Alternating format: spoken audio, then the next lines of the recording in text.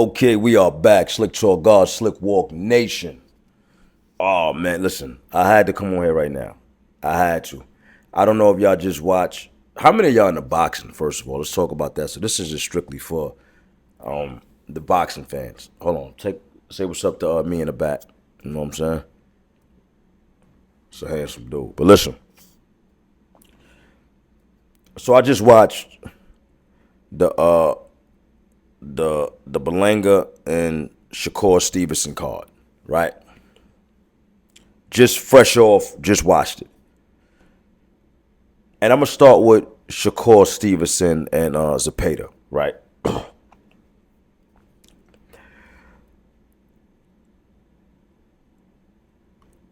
The first thing I'm gonna say is put some respect on Shakur Stevenson's name. That's all I'm gonna say. All right.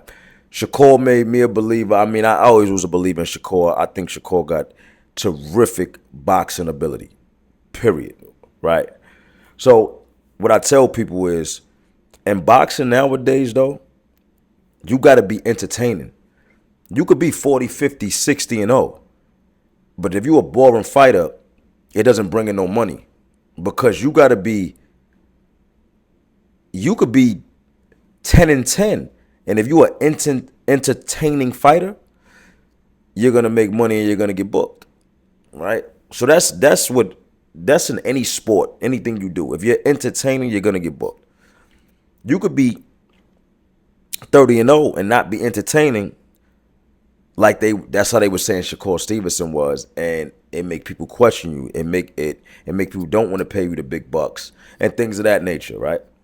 So what Shakur Stevenson did with this fight, right? We know it's a pay to throw 100 punches around. I'm sorry, y'all, I'm a little under the weather. Don't mind me, a little cold, but 100 punches around, high volume puncher, right? Shakur made this fight entertaining. He took more hits than he would normally take to make it entertaining. He stood in the middle of the ring. He fought him. He didn't run, as y'all would say. And don't get it twisted. But with me, sometimes I get a little frustrated with Shakur at times because I want to see him, engage a little more. But I never say go beyond and say the stuff y'all saying wild out, because the object of the game is to win. If I'm going to be entertaining and get hurt trying to entertain y'all, then I'm not going to be entertaining. You get what I'm saying? I still got to get home to my family, do stuff like that. The object of the game is to win.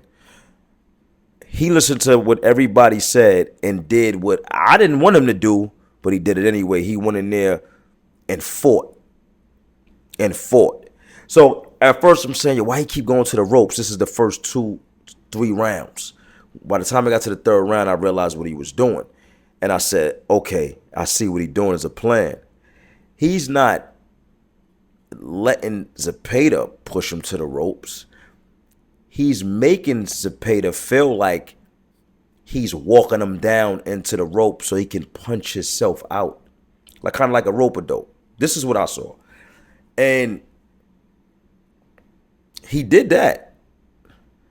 And that's exactly what he did. By the time I got to the 5th round, he controlled the whole fight from the 5th round. I think he won.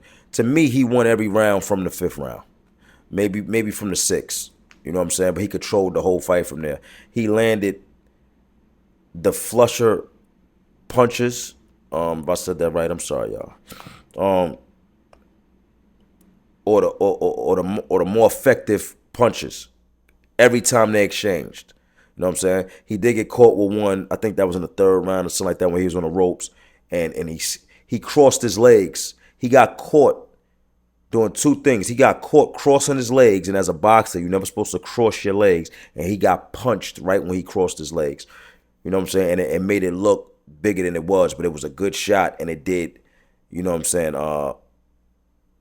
shake him up a little bit. But he showed dog.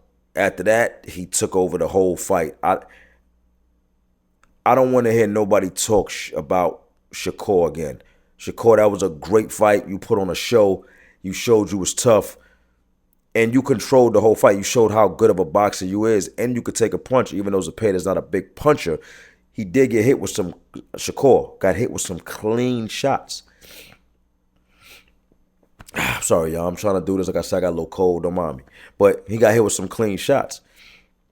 And he was victorious. The way they scored it, I think was great. I had it the same way. I had him kind of dominating from the 5th, 6th round on. Y'all tell me what y'all think in the comments about that, on how y'all feel, right? Make sure y'all good. Y'all can hear me? All right, cool. Now, Berlanga, and I'm sorry. Please write in the comments the other dude name. I can't think of it off my head, right? But I saw clips of the other dude, and I said, "Yo, this dude ain't no slouch, right? This dude is not no slouch. This dude is a 6'3", 6'4" boxer. He can box, and he has power. And I don't think he got enough credit for his power. He came into the fight 21 wins with 17 knockouts and 1 draw. He had 17 knockouts. And I think because they was talking about Berlanga power so much, they didn't talk about Homeboy power like that. And Homeboy got power. You know what I'm saying? This is the thing with Berlanga, right? And I'm going to tell you why I was rooting for Berlanga. Like, I just wanted to see him win, period, right? Because I just spoke about it. In boxing, you have to be entertaining. Your record could be whatever it is. If you are not an entertaining fighter, you're not going to make the big money, and that's just going to be it. Berlanga is entertaining. He talks match, and of course, it make people don't like him. But those same people is also going to watch his fight because they want to see him lose.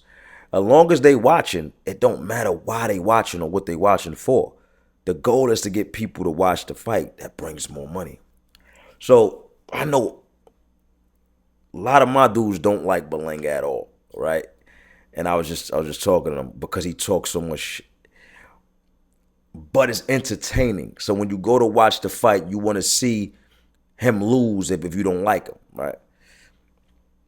Coming into this fight, and I'm mad I can't think of homie name. I'm so sorry, man. But coming into this fight, let's start from the first round. I like the way Berlanga was boxing. I felt like he was poised. I felt like normally he'd be erratic. He was more poised. He was putting his shots together cool. Homie was still controlling the fight, though. But it wasn't bad. It was like, you know, homie was winning those rounds by a little bit. But I'm watching homie box. Homie can box. He's 6'4", he could box. He putting combinations together, boom. I see them slowly building up. When we get to the 5th round, he caught Berlanga with a 3-4 punch combination. Crazy. Boop, boop, boop, boop. Put a Berlanga down. After that, I knew it was over. Right? Put him down. Boop. Good night. After that, it's over. Berlanga got up. Berlanga should have stayed down to the 8 count. He didn't do that. He tried to get right back up. Because your pride start messing with you. Right? And I'm going to get into that in a minute. But then he got up. He put him down again. He got back up. The ref kind of did some boy. He held him there for a minute. Homie could have finished him. I don't know why the ref did that.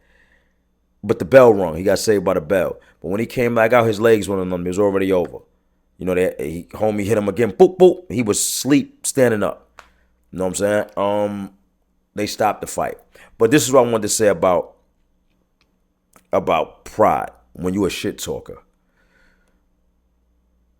When you a shit talker like that and you get beat up, because Berlanga didn't just lose, he got beat up, right? But this is boxing, bro. So you got to take the good with the best. This is boxing. You're fighting for a living, right? But Berlanga pride, and you saw it in his face being there when they put the camera on him after they stopped it and sat him down. His pride is shot. And I don't think he could recover from it. I hope he could, but I don't think he could recover from what he lost.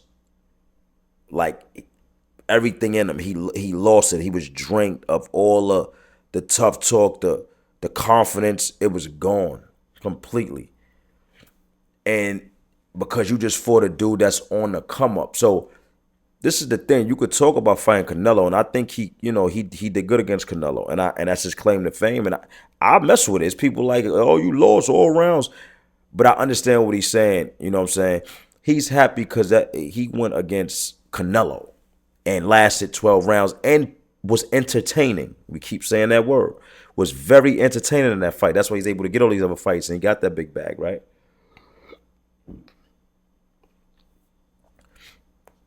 But it's dudes out there that's not going to play with you because now, just like Canelo was your claim to fame, Zaza, whatever, that's his name. My fault, I can't say it, but I can't think of it. But it's something like that.